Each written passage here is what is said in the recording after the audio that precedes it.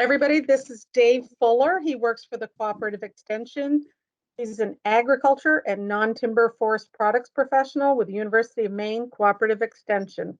He works with both youth and adult audiences to reveal what other products are in the woods, in addition to boards, veneer, and pulp. So, hooray, we finally got Dave on. I'm going to mute myself, and then hopefully I'll be able to manipulate through his presentation. So I work for the University of Maine Cooperative Extension, and my responsibilities are in agriculture, home food production, and non-timber forest products. And so my aim tonight is to go through these slides so that you'll have a better idea of what non-timber forest products are, and more than that, what they may hold for your woodlot, because every piece of forest is different in what's on there, and so the potential is different. And you may note from the lead slide, we're talking about possibilities and challenges, because there are a number of possibilities and also challenges, primarily, I would say, with marketing, because the markets for some of these things are not well established, but therein lie the possibilities too. If you do have a question, please let me know. You can just speak up. And so let's go from there. And so we have a number of slides here with some text, but primarily it's a slideshow with images, which is for me, it's a whole lot easier to teach and learn that way as well too. Okay, so the program overview tonight is I'll explain a bit about what NTFPs are, some examples. And those will be through images, possible markets for non-timber forest products. And I do want to emphasize that this is not strictly about making money. One, you may be just interested in the history, that Maine has a long history with NTFPs. You may want to make something, you may want to sell something. Whatever you do is fine, of course. And I'm always available for questions. Afterwards, months down the road, hey, it's like I've got a question about fiddleheads or birch bark or something. So I'm always very glad to talk with you about your questions. Connection with Maine history, that's a big thing, and I'm the seventh generation Mainer, so I'm kind of proud of that, but also proud of what it is that we have done with the woods. I'll be talking about Native American or Wabanaki more properly uses of NTFPs, but also about things that the settlers have done with them with NTFPs. Talk about sustainable harvest, because if it's not sustainable, then probably that's not something we should be continuing to do if we're going to extirpate a plant like ginseng that used to be quite plentiful here and certainly is not now. And possibilities for your woodlots. But what are NTFPs, non-timber forest products? Well, some examples are seeds and cones. The seeds used for either ornamentals in the case of like trilliums or something like that. Cones are used both for decorations and for seed to get seeds from the cones in the case of softwoods. Birch sap is used to make syrup. It's also used to make some other things that I'm not really well understanding. Some of these things are kind of I wouldn't say they're underground, but we don't really know that much about them because the people who are involved in them do like to keep it that way. They've got a good thing going, and they don't really want a whole lot of other folks to know about it. So birch bark, the bark is almost always worth more than the tree, perhaps unless you have a white birch veneer log. The tops are used for decorations. Mushrooms, either artist conch, chaga, which is the new everyone's favorite mushroom, if you will. Edible mushrooms, of course. Maple, looking at the value chain, at the low end, sap, then syrup, cream, and sugar, maple cream. The balsam fir, incense. We have a couple of incense factories in the state that have been going since the 30s. Resin, I'll talk more about that, and fur bags of fur pillows. Arguably one of the Maine's better known gifts for the tourist trade, other than perhaps maple syrup. Edibles, ostrich fern, fiddleheads, wild leeks. There are many, many others too, but I do like to emphasize those things that could be harvested in a sustainable way. So, like Indian cucumbers, for example, they don't tend to be that plentiful, and they're best off admired, perhaps, and knowing that you could eat them if you were starving. So, some of these things are better off not being harvested. Decorative branches, birch, fir, and pine, those latter two, especially for the holidays. Smoking woods, the best brook trout smoked I've ever had was smoked with alder. So it makes an exceptional smoking wood, and yet I've never seen it on the market anywhere. Never seen alder smoking chips. Maple makes nice smoking wood as well too. Spruce, for you folks north of 50, then perhaps like me, you remember or still chew spruce gum. It seems like people either love it or they don't like it. I won't use the word hate with spruce gum. It's a favorite of mine. Spruce roots used for sewing white birch to make containers. Wabanaki people made containers to store maple sugar in. And you can also cook with a vessel made out of birch bark. The sides may burn down to the water line, but it will not burn beyond that. Spruce tips are used for beer, and those spruce tips would be harvested now. They have kind of a sprucey, slightly but more citrusy flavor. They're very interesting when they're newly merged. Brown or black ash for basketry, now being threatened, of course, by the emerald ash borer. And that's a real shame because, of course, the Wabanaki mythology is that man was born of the ash tree. When the Gluskop, their mythological leader, shot an arrow into a brown ash, man emerged from that tree. So it has deep, deep meaning for the Wabanaki tribes of Maine. And many, many more. It's really only limited to your imagination. Dave, they actually have alder chips on Amazon. No way. They do. I wonder where, if it's West Coast or Maine. I don't know.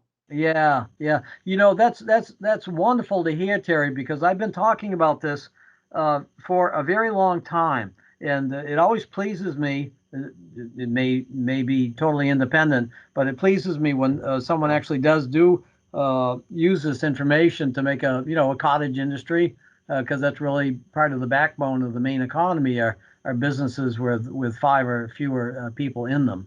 So that's great to see. Yeah. Yeah. And it's a good use of alders too, because as everybody knows, an alder is going nowhere. If you cut it down, it's going to sprout back, and it's very regenerative. And it also it also fixes nitrogen. It's one of those trees that fixes nitrogen along with locust. So it takes atmospheric nitrogen and fixes it into the root system. So I just found a MaineGrillingWoods.com that has alder as well. Wonderful. That's progress. Well, and whoever gets on the market first helps to make the market what it is too. So generally, there's an advantage to getting on the market first. So, the history of NTFPs in Maine is that they were first and still used by the Wabanaki peoples. Look at the fancy baskets, extremely fancy baskets made by Gabe. What's his last name? It'll come to me, but his baskets are in the Smithsonian Museum. Extremely fancy baskets. And then they were adopted and adapted and used by the settlers. I'm just looking at the questions. So, sorry, I'm easily distracted. Used as food, medicine, utility, and decoration. It's a big part of Maine culture with heritage of selling to the tourists. The Penobscot tribe took out ads in the local papers. They were selling root clubs, birch bark items, fancy baskets, in the town of Eden. And here's a pop quiz. Does anyone know where the town of Eden was located? It has another name now. No idea. So that's Bar Harbor. Its earlier name. Harbor. Yep, Bar Harbor. Its earlier name was Eden. So in 1800s, the Penobscots were taking ads out in the local papers. Come down to the waterfront to see the Penobscot fancy goods. So they were early marketers of the Maine woods products back then. And then the Shaker women were selling fur pillows in 1852. Did a little research over there to see. So I was able to get that early date. So for woodland owners, though, it's another way to connect with the woods. And if you're like me and you're looking at that yellow birch, it's only 10 inches DBH. How many years am I going to have to wait for that to become a veneer log? Well, it's not going to be in my lifetime. So it's another way of looking forward to potential harvests out in the woods, and it adds a depth of knowledge and history to the woods to just increase your enjoyment out there. So the personal enjoyment, it's a possibility to augment your income or to help pay taxes. I've got a small woodlot in Chesterville, just beside Farmington, and I also have one in Long Pond Township up near Jackman, which is primarily spruce fir, red maple up there, and I harvest enough balsam fir tips, and I make wreaths enough to pay my taxes. Granted, the taxes, it's in tree growth, but it shows you that you can, without a whole lot of effort, pay your taxes that way. Possible small businesses. There are many, many, many cottage industries in the state of Maine, primarily making maybe maple syrup, or they're making wreaths, table decorations, garland, for the holiday season. But there are others as well too. The fur pillow industry, there's a number of people making those. So it's a connection with our culture and history. It's a way to make farms more profitable. The average farm in Maine is over 50% woods. And so I work with farmers also to raise awareness about that. Maybe they're tired at the end of the veg season, but during the veg season, maybe if they go to a farmer's market, they could have a brochure promoting their wreaths that they may be making. And maybe even take advanced orders for wreaths. So maybe we're looking at something other than just cutting pine saw logs. It's a great way to engage the youth with the woods. The average age of a small woodland owner in Maine is, it's north of 60 years. And so the youth are going to be the next owners, or young folks. And so if they don't care about the woods, they're much more inclined to cut it off and sell it. If they don't have that visceral attachment to the woodlot, why would they keep it? It seems like a pain, and they have to pay taxes on it. And so that's a great way to connect the kids with the woods, is to make some swags or some weather sticks or something. And so therefore it's a way to keep the woods as woods, which I know is the big focus of the woodland owners and the woodland organizations around the United States, is to keep those woods wooded. And in Maine is an estimated value with NTFPs of about $70 million, primarily the maple and the decorative balsam fir industry. But there are a lot of other industries out there that are very much under the radar. Mushrooms being sold to Europe and Japan, for example. Most people aren't aware that that's going on, but there are quite a few small operations going on, and people are making a living and being happy working out in the woods. So now a series of slides of images. This is a quintessential Maine gift. This is a sign on a fence line way down on the airline before Calais. Balsam fir pillows. We have a couple of big companies making them. Western Maine, balsam fir, and Payne. Payne is in Lewiston. And the other company's in West Paris. And so One of the companies is on a record for turning down an order for $1 million worth of product. So people say, well, balsam fir pillows, the market's saturated. Well, not if they're still making orders of that magnitude. So, and then you can make a balsam fir pillow in various shapes. They don't just have to be a rectangle. So I'll show some more slides of that. I collect these things. Don't ask me why, but anyhow, it's I grew up making balsam fir pillows. I made my first one when I was 6, and so some of the old ones have really hokey sayings like this. And pine does not make a good filling for a pillow. But a lot of people don't differentiate between pine and fir. So pine doesn't make a good one, and balsam fir sure does. So here's a quick tutorial on how to prepare fir for pillows. So we want to choose fresh branches of pencil diameter. And we're going to put the whole thing through the chipper. Full sun brush is better than shade brush. Seems to be more resin in that full sun brush in the branches, because the resin is found not only in the needles, but it's also found in the bark and some in the wood as well too. So it all adds to the fragrance of a balsam fir pillow. A fir pillow of dimensions rather, about 3 by 5, really stuffed full of good quality needles and bark, should last. It should smell well for about 12 years. So they have that enduring quality.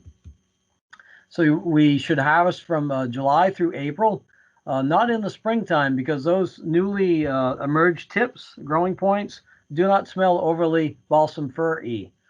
So we'll pass on those until they've started to get some nice resin in the tips as well too. So wait a while.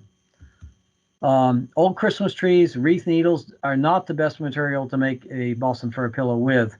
The balsam fir trees are kind of aged out a little bit, and sometimes they're a Fraser fir. They're not a balsam fir, so which Fraser firs don't smell that much. So we put them through the chipper 2 times.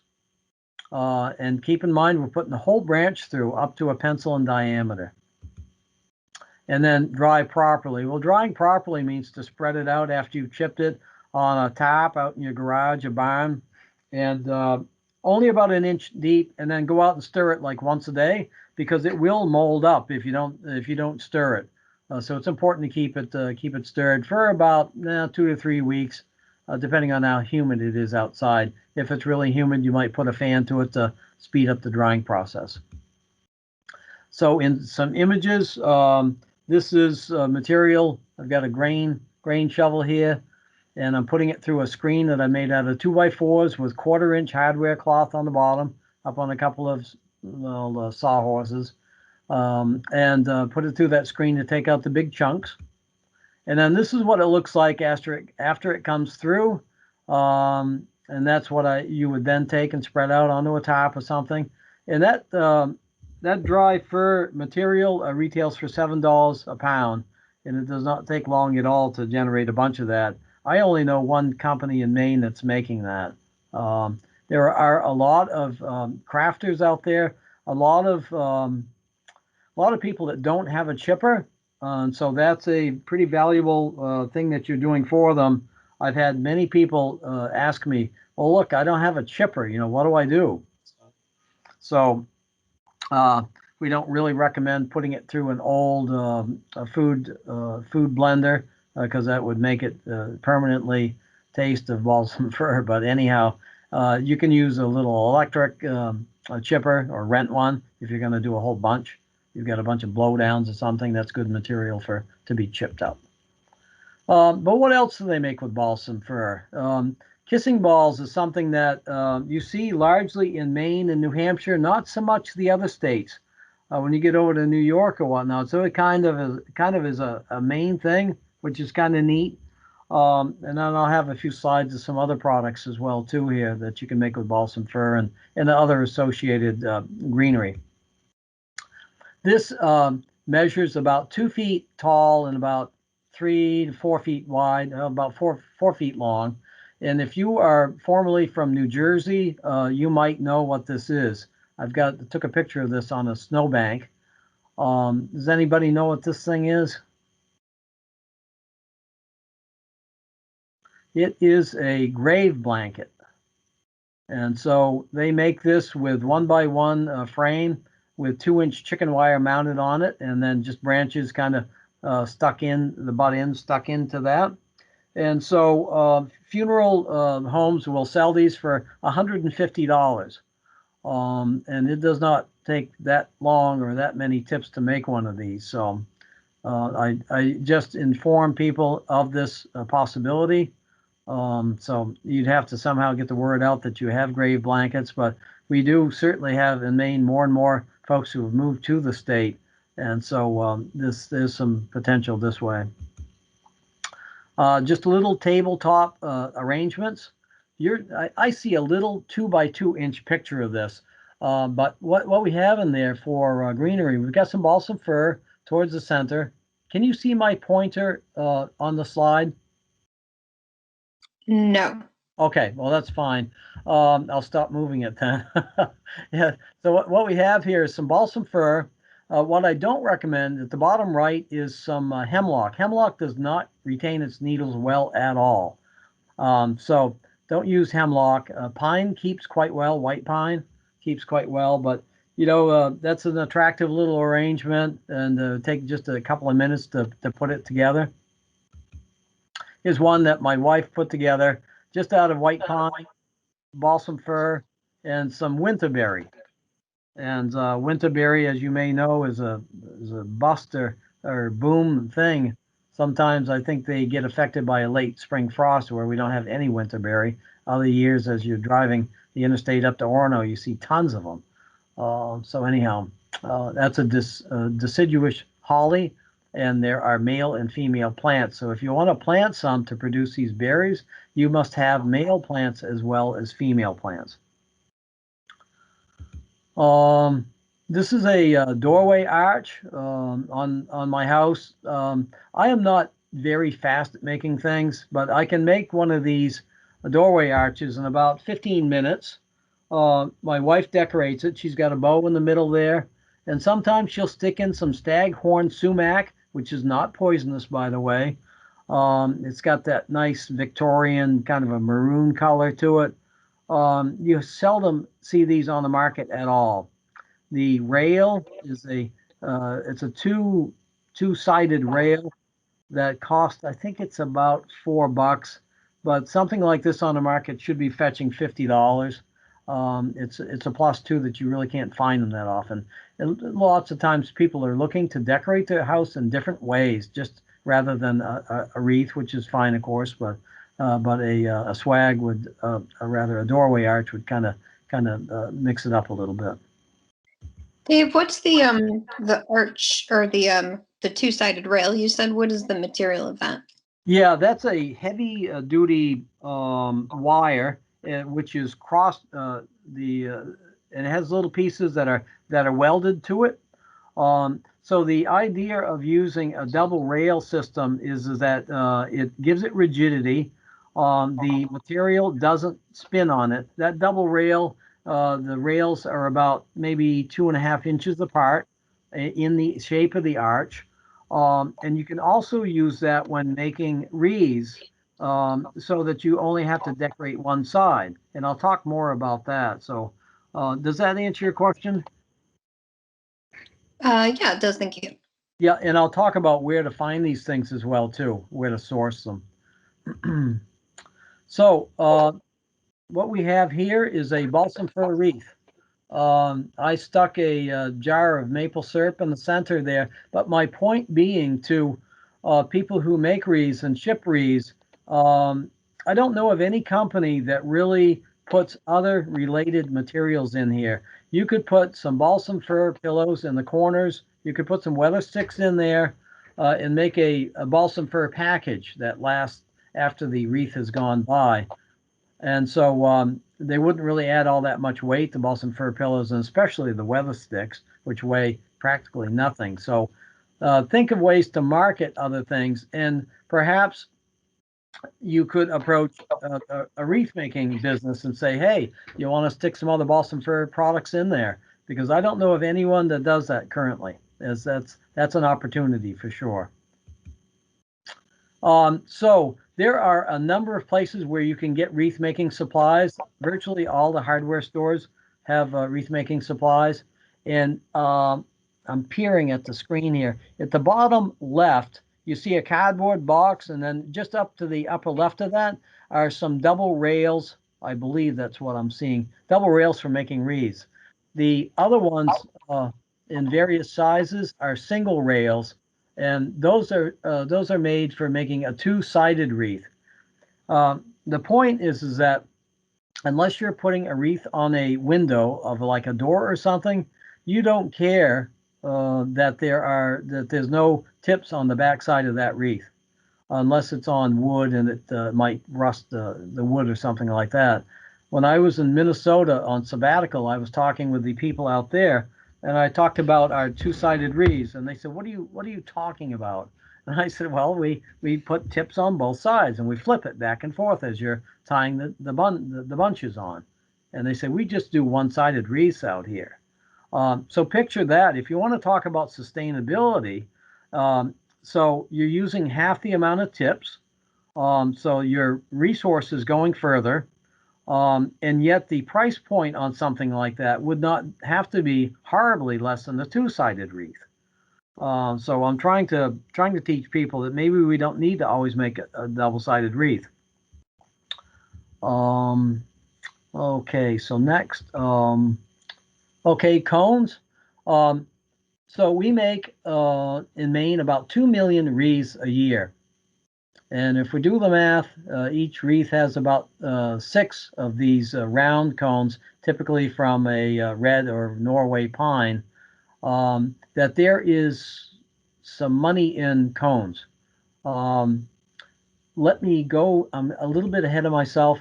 In the center of this slide here, we are not in the business of promoting any one business, but if it's the only business of its type in Maine, which it is, and they actually make the wreath rings, Kelco is out of Millbridge. They have a catalog that's about 100 pages long, and anything in the world you could imagine to decorate with is in that catalog.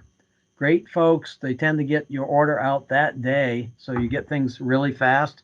Which of course, when you're making wreaths, you wanna keep in supplies. So, and they tend to make a lot of the wreath rings that are in the hardware stores, and the other materials as well too.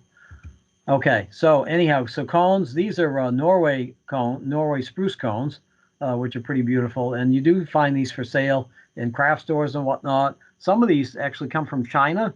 And that's fine, but where are all these invasive insects coming from? So sell Maine cones and keep our money and our bugs local. We don't need invasive insects. Yes, yep. Yeah, good point. Good point, Terry. Yeah, Millbridge is a great town. They have a fantastic Mexican restaurant there, by the way, too. Okay, so so just some different cones that you're probably familiar with, the Norway or red pine cones, and that's a quarter for scale for comparison. Now white pine cones, they work pretty well, especially on an elongated arrangement like a swag. Outside, they will open and close according to the moisture in the air, but most people don't find that too objectionable. These cones are particularly heavily laden with resin. If you are very careful and lay these on a sheet of tinfoil in your gas grill or in your home oven, keep in mind that when heated, that resin will turn from white to clear. It'll look like it's been glazed, but of course, extremely combustible. So never leave that alone. Be very careful of that. You only need a few minutes at like 200 to make that resin melt, and it makes the cones look really pretty cool and fancy. And it beats spraying them with clear shellac too. So weather sticks. A quick tutorial on weather sticks. I'm assuming everybody's probably familiar with weather sticks, that fantastic little stick of wood that predicts the weather. It points down when bad weather is approaching. It points up when good weather is approaching. And I've seen them point one time with a hurricane coming about 5 days in advance. They were pointed down so hard that I couldn't believe they were pointed that much. But anyhow, here's how to make them. They are made, here's the secret, they're made from balsam fir only. The other softwoods don't make a good weather stick. So you take a young tree that needs to be thin. Balsam firs should have spacing when young at about 8 feet so that they'll grow properly. If they're more crowded than that, they don't grow well. And eventually a bunch of them are going to die anyhow from competition. So take out one of those ones that's 6 to 8 feet tall, and cut the bottom part below the whorl about 1.5 inches, 2 inches long. Those pruners are in there for scale. And then we'll cut about 1 inch above that whorl. That was going to give you the orientation. They need to be installed the way that they're growing on the tree. So the way they were. So what we do is to take an axe, and we don't chop or split or anything. You just take the axe, set it on top of that cross section, and just tunk it down. You've got gloves on your hands, of course, in case something happens, and that splits as neat as, well, very neatly. And then we'll take that and then cut that again. So then you may have, depending on the orientation of the branches, you may have 2, 3, or sometimes, if you're lucky, even 4 weather sticks per whorl of branches. And then the next step is we do this when the sap is moving in the trees. It's actively growing. So picture the worst of the bug season. That's when you want to make weather sticks. After about the 4th of July, the bark doesn't peel nearly as well, and they're difficult to make. So then we peel the bark off, and voila, you have yourself a weather stick in the rough. You would want to square up the base so it sits perpendicular to a post or something outside of the exterior wall of your barn. Has to be mounted outside. You want to drill a very tiny hole in the upper part of that where you'll put a very small nail or a brad to attach it to a wall. I have mine outside the kitchen window. I have a short stubby one which moves somewhat up and down like the one pictured here. But then I have one that's also about 30 inches long, and the sweep of that is probably close to 3 feet from top to bottom as it changes position according to the weather. These things are not hokey, they work. I spoke with a very old fellow about 20 years ago who saw these being used in woods camps, lumber camps in northern Maine way back when, way early on. And as when I work with the kids, I say to the kids, well, just imagine how your cell phones are working way up north there. And, back around 1900. And I finally had one kid say, hey, they didn't have cell phones back then. So, and of course, if the weather stick was pointing down and it was snowing to beat the band, they still went out and worked anyhow. So balsam fir resin, it's used for slip covers in prepared slides. It's used for dentistry. When they seal a root canal, they'll use a little bit of that because it's antiseptic against bacteria. It's used in perfumes, theater, beards and mustaches. It was used for that. It's also used currently in medicine. And so one of the medicines is Buckley's, a cough mixture. It has, amongst other things in it, capsaicin, which is a hot material in hot peppers, and balsam fir resin. So if you take a spoonful of that and you have a sore throat at all, I'll tell you, it's going to want to make you get better in a hurry. It is some scorching going down. And the byline of Buckley's cough mixture is, tastes awful, but it works.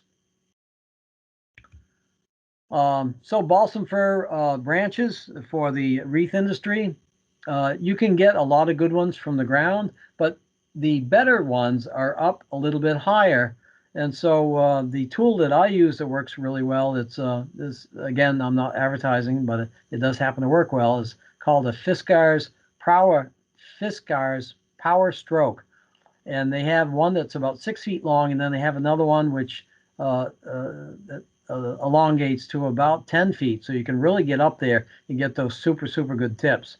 When you're tipping a tree, you want to make sure that you are maintaining a somewhat conical shape, because if you harvest just the branches down low, the other branches that are up higher than that will shade the lower branches out, and then they'll wind up dying off. So you want to keep the tree pruned all over as far as you can reach. So we have a series of publications in University of Maine Cooperative Extension about food, 4-H, and some on NTFPs. So this one is entitled Growing a Continuous Supply of Balsam Fir Brush. And I can't read that number, but I think that you probably can. And so fir brush goes for 35 to 75 cents a pound. If you take in very nice tips into a florist, they're probably going to be more like $1 a pound. They won't need as many, but the price is better. So when we're looking at this slide of that balsam fir stand, it's way too close. You want to have the trees spaced about 10 feet apart. And Terry points out you absolutely need permission to harvest. It's against the law to harvest any plant material or anything else on someone's property without permission. With balsam fir in particular, you need written permission. So if you're transporting balsam fir and a law person stops you and you don't have that paperwork in your car, you can be fined for that. Because, and the reason for that is wreath brush rustling is big business down east. There's a lot of people out there doing that with chainsaws. They'll cut down entire trees in the night to gather tips. So they really want to come down hard on that. So Dave, would we write a letter to ourselves if it's from our own property? Well, that's a good question.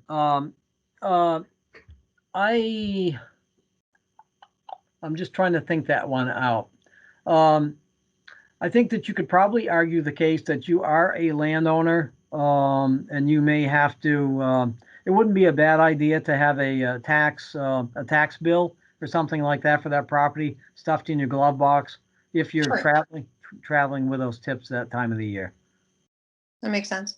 Yeah, that way you're just not, you don't have to mess around. No one wants to get pulled over and queried about that.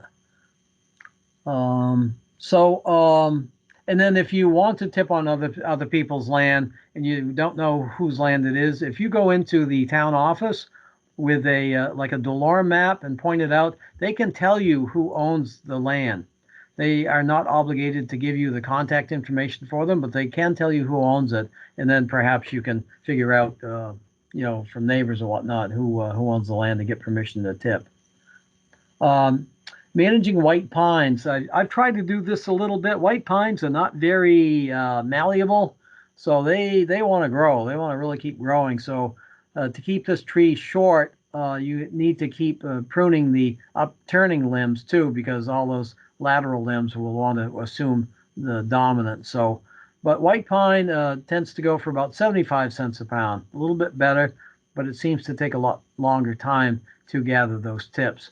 White pine will last very well in a wreath. The one I put on my sap house looks good into the 1st of March before the needles start browning. And that's with a southerly orientation too, so they last quite well. Maple sap.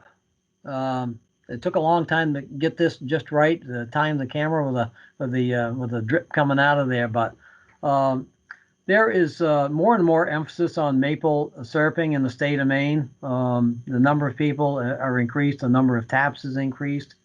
We're trying to get up to number 1. I don't know if we'll ever be able to do that, because a lot of the maple syrup that's produced close to the Canadian border will find its way down into Vermont.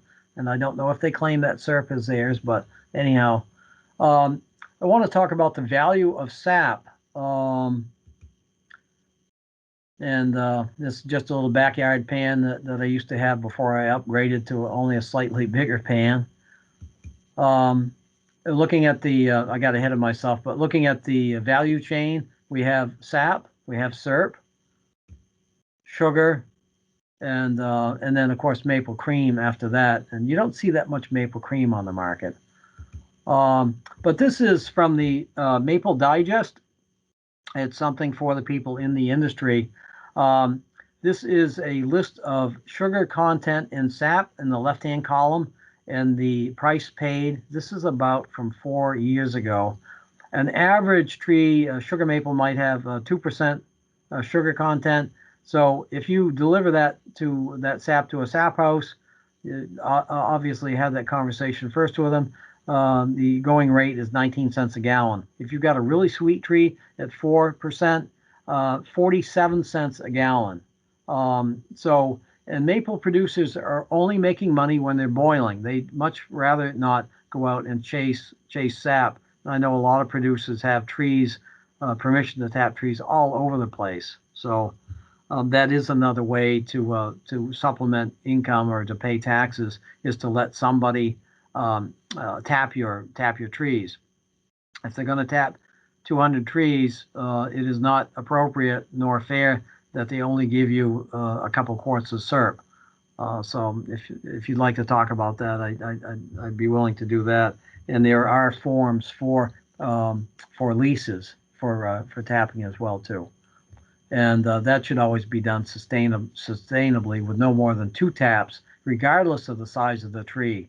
These big trees are growing very, very slowly, and if they've been tapped a lot, you don't want to intersect an old tap hole that you can't even see anymore. So that's tough on the tree. Birch sap, or syrup rather, is if maple syrup takes a long time to make with 40-to-1 ratio about, birch is about 100-to-1 ratio. And it's also composed of different kinds of sugars which are prone to burning on. So it's a fairly fine art. Most people I know will finish their batch off in a double boiler so that it doesn't burn on after all that work and all that firewood. This is a person in Temple, Maine, that makes birch syrup. He makes about, well, I don't know how much he makes, but he taps about 900 trees, and he sells at the Common Ground Fair. So if you want to sample it, and typically with these classes, when I do them face-to-face, I will sample this birch syrup. A lot of people will say, "Oh, it tastes like molasses," but that's kind of harsh. It does have a minerality to it, but it's not as heavy or dark as molasses. I think it's kind of more refined than that. It's very expensive. The gallon equivalent is about $300. So a little goes a long way, though. And I'll have a teaspoon of this for dessert sometimes. It's pretty tasty. So birch bark. This is a log yard in New Sharon, Maine. And I joke that this seems to be the best and highest use for birch bark. It's just a tattered shred of it that's in the yard, or along the roads in Farmington. You'll see birch bark in the spring all over the place lining the roads. This is a log yard. With obviously the birch bark has been wasted, and it's just dragged through the mud, the rocks, or whatever. And the birch, the bark will shed sometimes, or it gets all stove up, as they say. So it really has no value for decorative purposes. But what is birch bark even used for, anyhow? Adirondack-style furniture makers will veneer their furniture with birch bark. Interior decorators will use it as door veneer, ceilings, and walls. I was reading a New Yorker one time, the restaurant review, which is always kind of entertaining, and they said this restaurant in, I think it was maybe Brooklyn, that they called the interior quaintly arboreal because it was sheathed in birch bark. Probably came from the Northeast here, Maine or Vermont or maybe New York. So wedding planners love using birch bark for little place name holders, things like that. I've seen one that was white is a popular color. one that was done. The folks got married under an arch of birch branches and birch stems. Crafters use it. And picture this. So we're up in the Northeast here. Picture in Texas, in Florida, in all the other states that are below the Northeast up to probably about Minnesota. They don't have access to birch bark, and they want it if they could get it. So think about that when you're harvesting birch on your property. And that is the point I want to make, that it should be harvested only from trees to be cut, because you can kill a birch by harvesting a bark. It's not predictable if it's going to survive or not. And also, it looks pretty ugly after you've got done harvesting. So think about that a little bit. But if you're going to have a harvest and you know birch is in that, that's something to think about.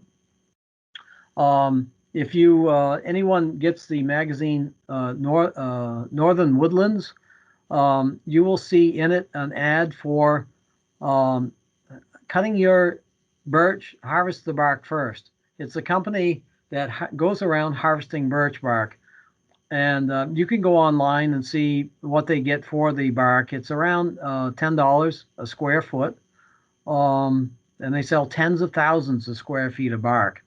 They will pay you when they come to your woodlot. They tend to take about 3 sections of birch bark, and they'll pay $3 per section. So picture your white birch that you're getting stumpage for.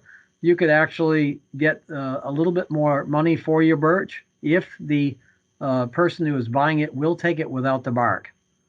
And if they don't take it, it still makes a fairly decent firewood. People poo-poo birch, but its BTU rating is not that far off a red maple, which isn't all that bad either. So just something to think about. And some of the examples of what they make, this was maybe a kindling holder or something like that. I saw it in an antique store. Never seen something like that since. Not horribly difficult to make. This is a sign I saw up in Rangeley. It's made with birch bark, probably on a couple of boards nailed together. The edges are made out of alder, and the letters are made out of split pieces of alder twigs, just split in the middle and then tacked on there. Yes, high-end birch panels, absolutely. Yep, and I've got an image of that coming up. So this is the Aquasic Outdoor Sporting Museum. If you've never been up there and you like the Maine woods and fly rod Crosby and all things associated with fly fishing and hunting, this is the place to go. I'll tell you, they have an incredible variety of things there. That the displays are changing all the time. They've got the world's largest assortment of Carrie Stevens streamer flies that she used to tie by hand without a vise. Just a fascinating place to visit. Anyhow, that's a birch bark sign there with twig letters. This was a mirror that I found in that was in Greenville. It measured about 2 by 3 feet, 2 feet high by 3 feet wide. It's kind of in the Adirondack style, birch bark with twigs again. And this was $32. It was a very, very well made mirror. And you can see in the box in the background, it was made in China. So somebody over here in the States contracted with someone over there in China to make this for them, which meant that they probably paid someone in China $16. That's a typical thing where you double the price to get your retail. So anyhow, so the Chinese are making these for us, and the products that I see now that used to have made in China stickers on them tend not to have the stickers on them anymore. But I don't see that they're made in Maine. When I was down in Bar Harbor one time doing a little reconnaissance run, I stopped into a bunch of gift shops, and the only thing I found made in Maine from the woods was maple syrup and balsam fir pillows. I didn't see weather sticks.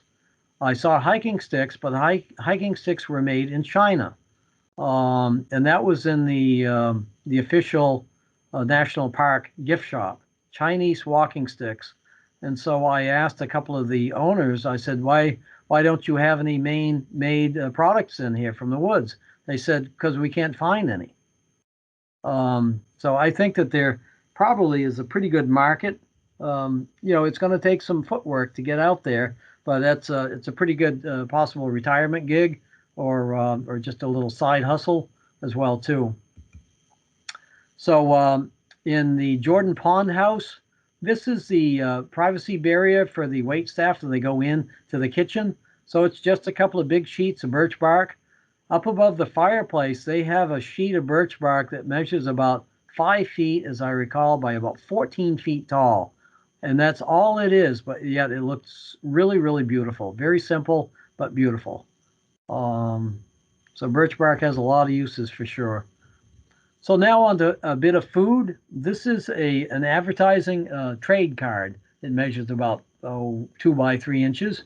And it shows Native Americans harvesting birch bark. So that used to be one of the ingredients in Hires root beer. On the other side of this card, it shows a cherubic youth holding up a mug of root beer, and it says, "This card good for 1 free mug of Hires root beer." And that dated to about 1900. So it let us know that these products used to be used in soda, and natural products are kind of coming back again. There's a couple of lines of natural sodas that are made in Maine now. So what about Maine with one made with birch bark again? So birch bark, stumpage for bark, it's about $3.50 a sheet. And that the sheet will depend on the girth of the tree diameter. Stumpage for wood, let's say it's $45 a cord. So if you've got 3 sheets per tree, you can see that there's some potential there. And again, you have to establish the market. A lot of people I see selling birch bark is on eBay, but it tends to come from fallen logs and whatnot. It's kind of crummy looking birch bark. The season is when the trees are actively growing, June through July, when it will pop right off the tree. My research showed that the retail prices online were anywhere from $5 to $12 a square foot. And again, for kind of crummy looking bark, picture a really pristine piece of birch bark should fetch prices north of that. So the marketing, eBay, etc. I know a lot of people start out on eBay. They'll have people contact them and say, "Hey, I want to buy a few 100 square feet," and then you're kind of off and running. A little bit more on smaller diameter birch. This is a grown-up field in Farmington, and so it represents a way too densely populated grove of gray and white birch, both. People don't really tend to distinguish between them for finished products, so there's some potential there. And of course, this needs to be thinned out because a bunch of them are going to die because it's too crowded. What do you make from these small diameter things? So camp-like end tables and whatnot. From left to right, we have a candle votive. The center is just a disc of white birch with some holes drilled in it. That's a gray birch to the left, but it still looks pretty nice. They took a drill press and drilled out a hole for the center and put in a glass line votive in there so it won't burn. And the thing on the right is just a glass line votive with just simply birch bark around it. And then they stuck on this lichen. The prices from left to right were $14, $7, and the one on the right was $7.50. That was in the gift shop up in Weld, and they said they couldn't keep them in stock. Something that I have found with Maine-made goods from a cottage industry point of view is that virtually none of them had any identifying marks on them for where you could buy another one. No marks saying, wood burned in, made in Maine, or anything like that. So that adds a little bit more cachet. And if you're interested in future orders, that people could get in touch with you if you got a website or just an email address or something like that on these products, just a hang tag or something. So, and here's an example from eBay. You could buy 6 1.5 to 4 inch diameter logs that were about 20 inches long. They offered free shipping. They were only $42.99, and 512 of these had been sold to date. Granted, the shipping is going to be something on that, but of course, if they're drier, they're going to cost a little bit less to ship. But there is certainly some room for some profit in that equation. And most people, what they would do is to use these in a fireplace where they may not use the fireplace at all, just for decoration. My uncle, who used to live in Greenwich Village in New York City, had a set of these fireplace logs in a non-functioning fireplace that were probably 40 years old. The question here is transportation across state lines. So that would, if you were looking at that, you'd want to call up Department of Ag, Conservation, Forestry, and say, hey, do I need a permit to ship things out of state?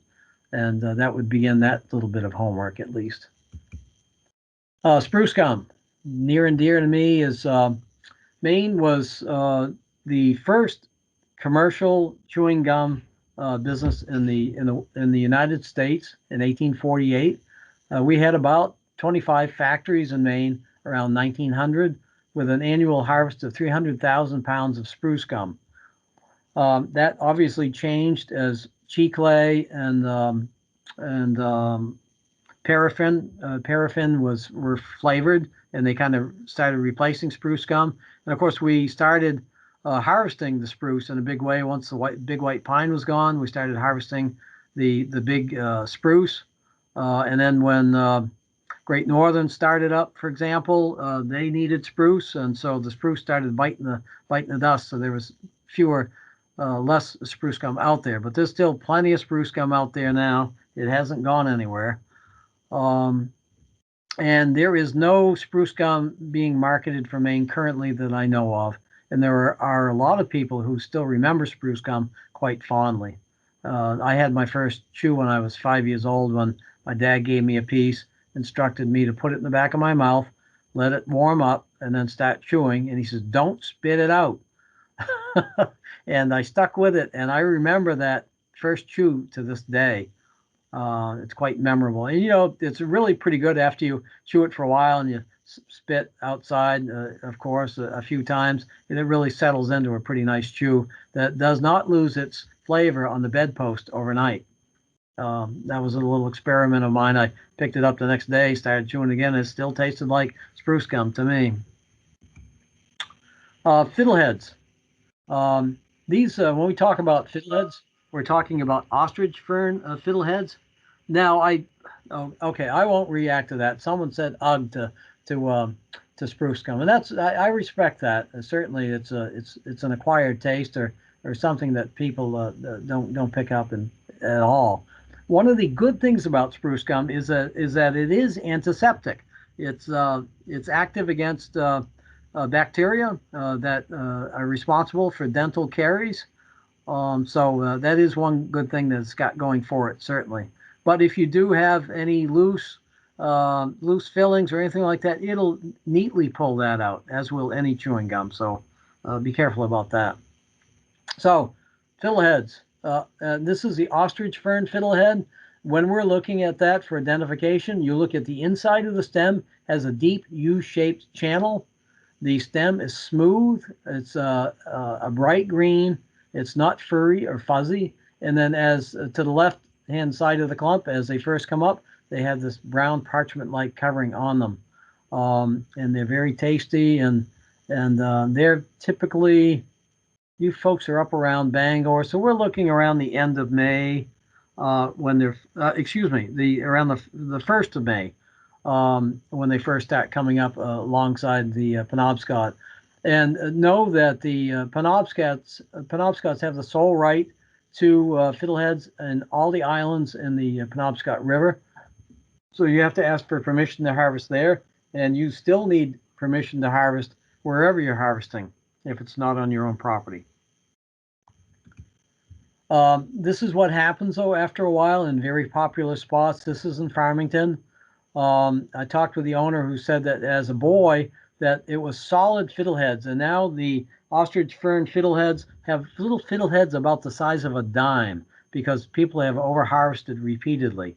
I've seen a number of people down there during the course of a day with 5-gallon buckets picking. They still don't pay attention to the sign. So you do not have the right to go and pick, and you shouldn't over-harvest. And over-harvesting, or harvesting appropriately, rather, from research that we did through the University of Maine Cooperative Extension, harvest no more than 1/2 of the emerged fiddleheads at one time, with no subsequent harvest. They're going to be late bloomers. Don't pick them. No subsequent harvest of the late bloomers, and pass on fiddleheads smaller than 1/4 or those plants having fewer than 3 fiddleheads because they're either young plants or old plants that are on the way out. And if you want to know more about fiddleheads, we have a publication. It's called Facts on Fiddleheads, and there's a video in there showing you how to identify and properly harvest. And perhaps more importantly is to properly cook them, because if they are undercooked, which means less than 10 minutes steamed or 15 minutes boiled, that you can run the risk of a foodborne illness that will remind you of having a bad case of the flu, very, very bad after effects. Okay, and that fact sheet's called Facts on Fiddleheads. And then I wrote another one called Ostrich Fern Fiddleheads, which has more about the plant biology, along with the native, with the Wabanaki names for fiddleheads in that. So another edible plant is wild leeks, and you may see this on restaurant menus. People tend to plant the whole plant, which is definitely not sustainable. It takes 7 years for a wild leek plantlet, which are in the foreground to the right, to be mature enough to produce a seed, and these plants may live for 20 years. So make sure that you, when harvesting, these mature plants only have 2 to 3 leaves. So where they are abundant, only harvest 1 leaf. They look somewhat like lily of the valley. Lily of the valley is poisonous. When you take one of these leaves and take a little piece off of it, it has a very pungent smell of kind of garlic and onions. So, and I see questions and comments popping up, and I don't see the whole thing. So maybe we can address those at the end, perhaps, if that's agreeable for folks. I only see Yeah, like. that's fine. Kat just put up the ostrich fern bulletin, the link to it. Oh, great. Wonderful. Thanks, Kat. So alder, that beloved and hated thing of farm fields, and brook trout fishermen tend to get hung up in them all the time. But this is some bentwood furniture made out of alders for Maine that I have owned on my porch for about 20 years. Outside, they would last about a year. They'd rot rapidly, but inside, they're very stable, kind of beautiful. And my point in showing these here is that the maker was selling these for $65 a piece, which is nowhere near enough. It takes a lot of time to go and gather them, prepare them, bend them, and market and everything. So make sure if you do make something that you're paying for your time, and you can usually go online too and find out what the going rate for products are too, to kind of set your prices. We also do small business help with cooperative extension. So if you have questions, you can send your queries to me, and if I can't answer it, I can send it along to someone who can. Does anyone recognize what this thing is? It measures about a foot tall and about 6 inches square. It's made from alder. Is it a candle holder? Yeah, it could hold a candle, although the candle may burn that handle. Well, growing up in Maine, my family always on Memorial Day always went to the gravesite of our ancestors, and what we do is stop in first at a florist and get one of these alder baskets. And you see on the bottom it has a cross piece, so you can you go and get your alder basket, and then you go down the other aisle and you get your geranium, and then you set your little geranium in there, and you leave that graveside. And so these things were everywhere, and the only place you see these now is in antique shops, which makes me feel bad because I'm not that old. But anyhow, so these things, I know of only one manufacturer in Maine, and they market to Chicago and Boston by the tractor trailer load. And you can also make these out of birch. If you were lucky enough to have a bunch of small birch, maple. It could be made out of poplar. Almost anything that you have in abundance from a grown-up field or something. So, and then this manufacturer put it together with a power stapler. So it literally takes just a couple of minutes to make one. They have a jig with some dowels sticking up, so that's what makes the shape. And then you can use a piece of alder for the handle, or if you wanted to make a table centerpiece for balsam fir decoration, take a heavy-duty plastic bag, fill it with moist sand, and stick your tips in through that, and voila, there's your table centerpiece. So there's a lot you can do with that. Let's see. Anyone know what these are? They're bronzed. I'll give you a hint on that. And they're earrings. But what are they? What do they look like in nature? Pine cones? Yeah, that's a good guess. They are cones, and they're cones of alder. Hmm. Yep. And so they've been bronzed, and then they had the hardware stuck on them. They were very attractive looking. I kept well, anyhow, no details about that, but I asked the wearer to take them off so I could take a picture of it because it looked like I was stalking her or something. I said, great earrings. Can I take a picture of them? So yeah, so that I found. I saw in Oregon.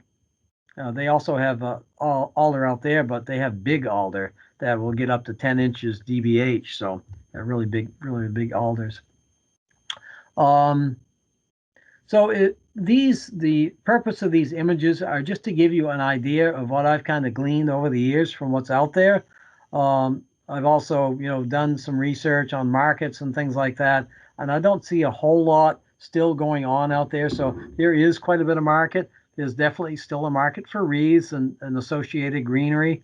That is a huge market, especially when you're looking at the living folks, and then look at the cemeteries. They have holders that will go over a gravestone. So you've got a captive audience out there that you could appeal to as well. We make a couple million wreaths, and a lot of those wreaths that you find at the Arlington Cemetery, most of those are made in Maine. But when you look at a large cemetery, you will see the occasional wreath, but there are certainly some more wreaths that could go out there. So the next thing is, and I'm kind of winding down here on slide 58 to 65. So I have a project called Money Can Grow on Trees, and this is for youth. I work with 4-H kids and other school age kids, typically from first grade up through about 8th grade.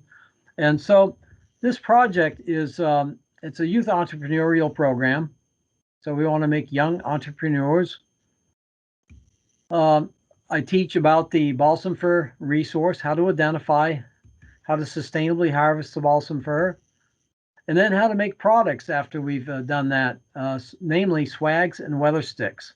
Both things are very easy for kids to make. Making a wreath, for example, is not that simple for an 8-year-old to make, and we want success, and we tend to have that in one class. It's kind of instant gratification for the kids. And then we teach about the business basics, pricing, marketing, competition, things like that. It's about an hour and a half long class, sometimes 2 hours, with a break for hot chocolate and some cookies halfway through. I'm looking forward to having face-to-face classes again. But the kids have a ton of fun because they get their hands in there. They're actively learning. They smell that balsam fir, and I believe that that imprints on their minds. And if they have a woodlot or have access to one, that they have a greater appreciation for that. And it's a chance to make money too. And so if kids are living in rural areas, that we're looking at, a sizable amount of money that they can make in a short time. One of the participants here, let me advance the slide. As it's a model to engage the next owners, exactly. But in this slide, in the front, I'm peering into the slide. You see in the very front row, in the center, a little girl in a white top, and next to her, a young fella about the same height with a striped shirt. Well, they were brother and sister. She decided she was going to do this. Her grandmother made wreaths. So what she did was she would go to these shows with her grandmother selling swags. And these are swags, which is just a bunch of branches with a couple of cones on it and a bow at the top. And that's what these kids would make in very short order. Some kids were faster than others. They would make 3 in half an hour. And some kids would really take great pains to make a perfect one. So anyhow, so this little girl in the center who was, she was very young when she started. In 3 years' time, she was up to making $800 in a season. And what she did was to hire her brother to harvest the tips. He says, I don't want to make those swags. And she says, well, I'll pay you to harvest the tips. And then so she would just sit there and crank these things out, go to craft fairs with her grandmother, and make money. And then she would also ask people if they wouldn't think about buying another one next year. So she was kind of locking in the sale for the next year. Indeed, better than moose droppings. So, and then this is a group of kids. The two in front there were only about 5 or 6 years old, making weather sticks. I had them all split out, so there was no there was no axe work.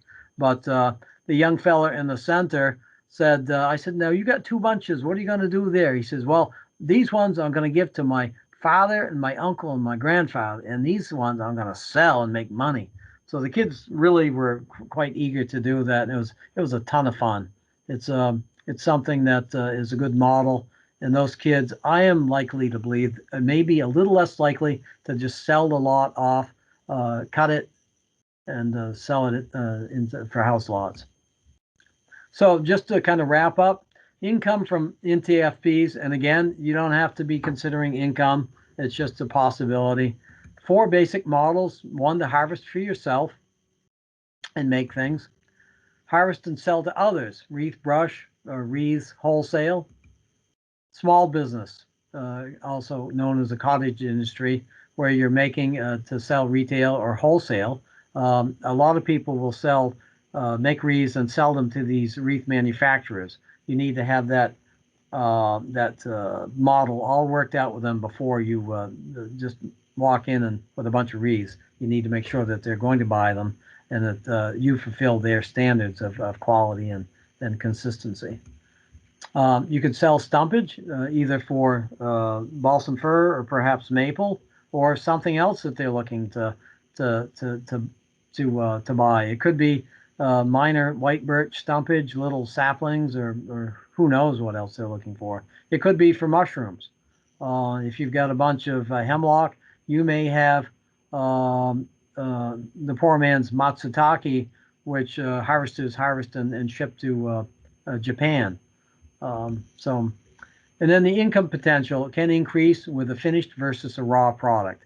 It all depends on if you want to put the time into that or not, or maybe you just want to sell tips by the pound and be done with it. So for business help, University of Maine Cooperative Extension, that's a link there. The Senior Corps of Retired Executives are all throughout the state. I know they have a presence in Bangor. Very, very helpful.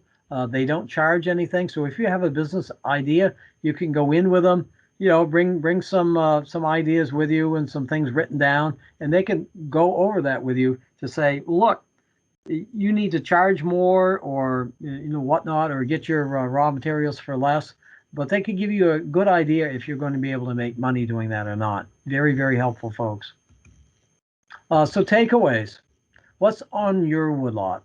It's kind of like that ad, right? What's in your wallet? Well, not all woodlots are the same. Some of them that are older growth, big pine, big oak, there may not be as many potentials there.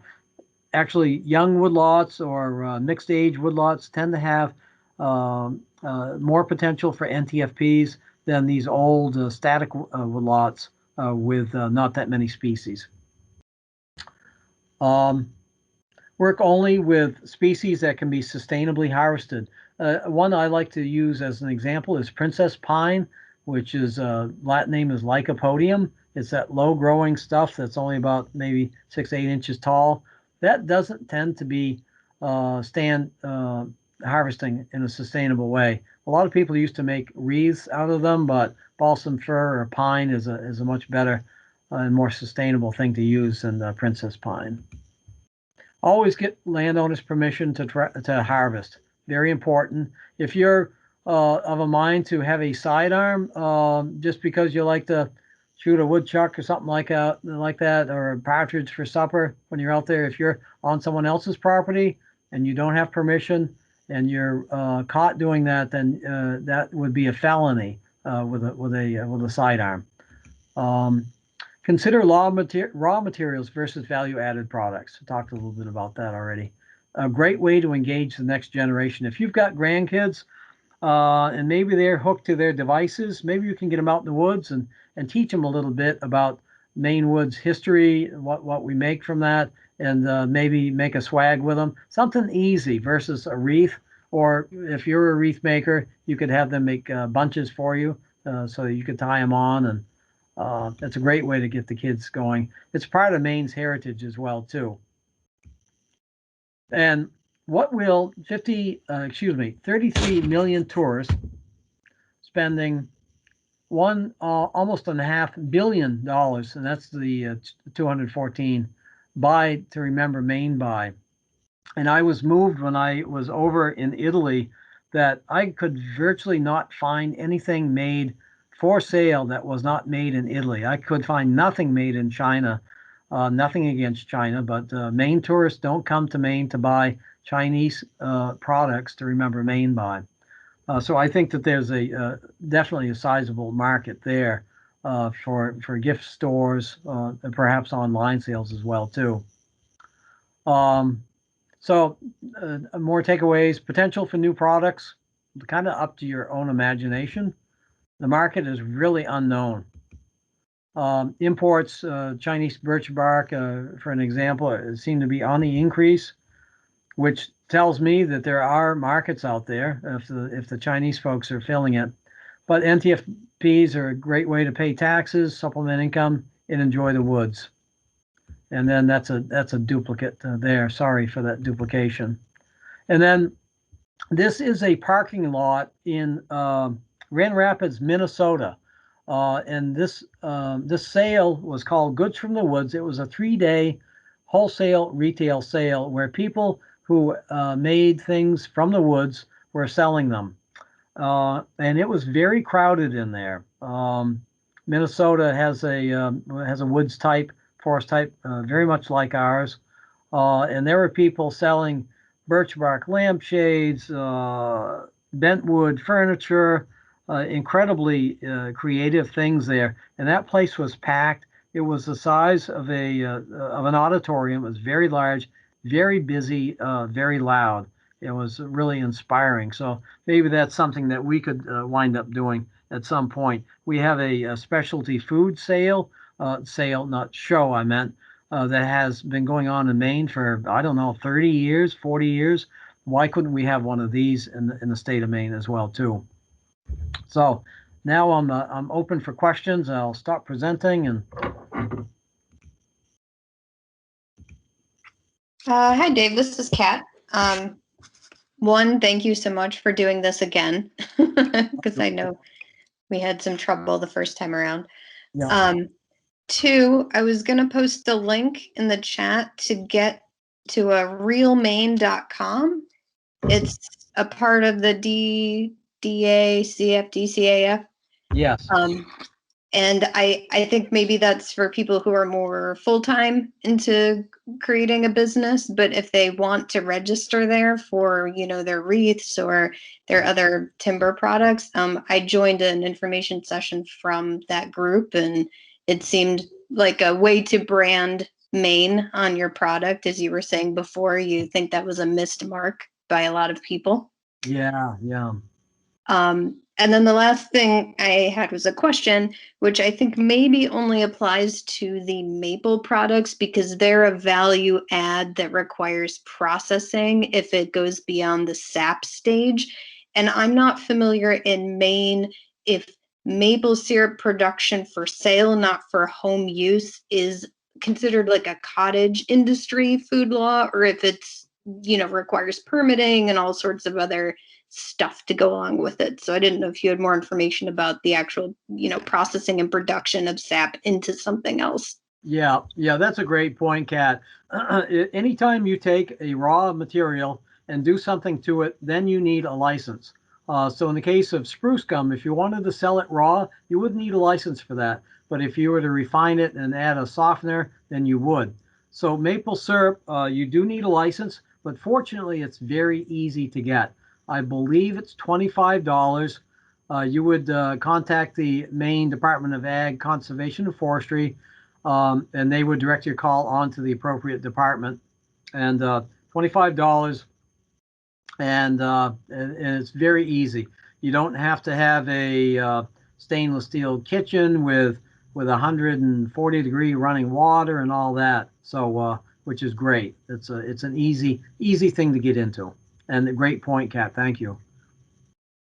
Oh, I'm just amazed it's so easy and so cheap. So thank you for explaining that. You bet. Any other questions? And Terry, I don't know if you can. I don't see where to open the chat box, but if there are some unanswered questions there, that would be great if we could review that. I think we got most of them as we came along because most people jumped in and just asked. So I think, yeah, Kat already asked her question about food processing, and that was really the only one that showed up. So yeah, okay. And just to elaborate a little bit more too, Kat, it is very much a different thing when making other products in the home. At that point, you know, it's not. They want you to be successful, so the fee is not unreasonable, but they would have to have somebody come and inspect just to make sure that you're not housing goats in your kitchen or things like that. So it's not that difficult to get for if you want to make jam or something like that, or you know, or you want to bottle something. We do actually have a food science department too. So if you're looking at making something, they can actually help you work with a commercial bent to make products. Like why isn't your jam setting up or something like that? They're food sleuths, and they do testing as well too for acidity levels in pickles and so on and so forth. And we do have maple people who teach how to discern the differences between the quality of syrup, and they can kind of figure out what's going wrong if you have off flavored syrup. Oh, that's interesting. You actually just made me think of another question. So all of the scenarios that you presented on one of your last slides, the 4 scenarios, I believe, were all about, I think, me bringing either raw or created processed product to somebody, you know, either, or I'm selling it directly or I'm bringing it to them. Do you have any information about if I just wanted to allow people onto my land? So someone wanted to harvest something, whether that's mushrooms or maple sap or, you know, balsam fir tips. What should I do as a landowner to create that type of agreement? Yeah, so I guess so. Basically, it's to recognize that your product, your NTFPs have value. In the past, or I've seen an awful lot of, just people basically giving stuff away, and that's great if you want to help out someone who needs some help, needs a hand up. But these things do have value. In some cases, there's an established rate for stumpage. You would probably want to have and this may not work financially, that you might want to have an umbrella policy for home in case someone got injured while harvesting or something. $1 million policy is going to run you about $300 a year, which covers just about anything. And then I do have a lease agreement and for balsam fir and maple here in the office that I'd be glad to send you a scan of that if you'd like to see. But then quite often these things are worked out just between the buyer and the seller, what seems to be reasonable to them, because the person who's doing the harvesting has to make a profit as well too. But yet the landowner shouldn't be getting 5 cents a pound for balsam fir brush if it's worth 50 cents a pound, for example. Yeah, that's really helpful. I actually didn't even think about the liability. So thank you for bringing that up. Yeah, unfortunately, that's something you have to think about. If you let someone go on your property and harvest something and you're not getting paid for it, you're covered under the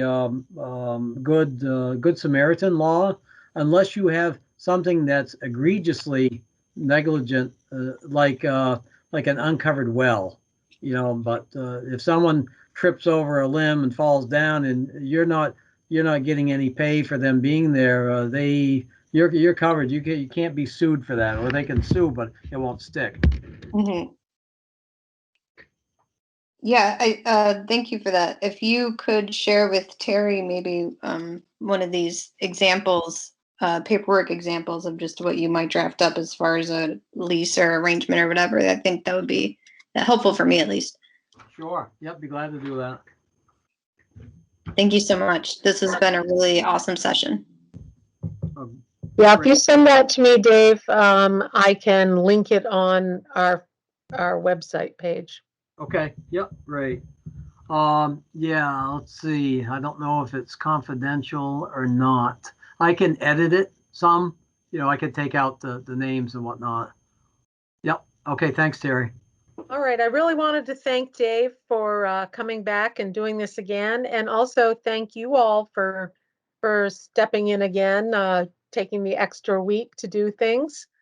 And if anybody has any topics that they would be interested in having covered in the future, you can either email them to me or, yeah, that's probably the easiest way. Email them to me.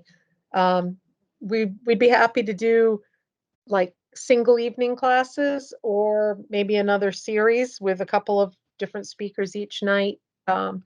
So we live to serve the public. That's what the Forest Service is all about.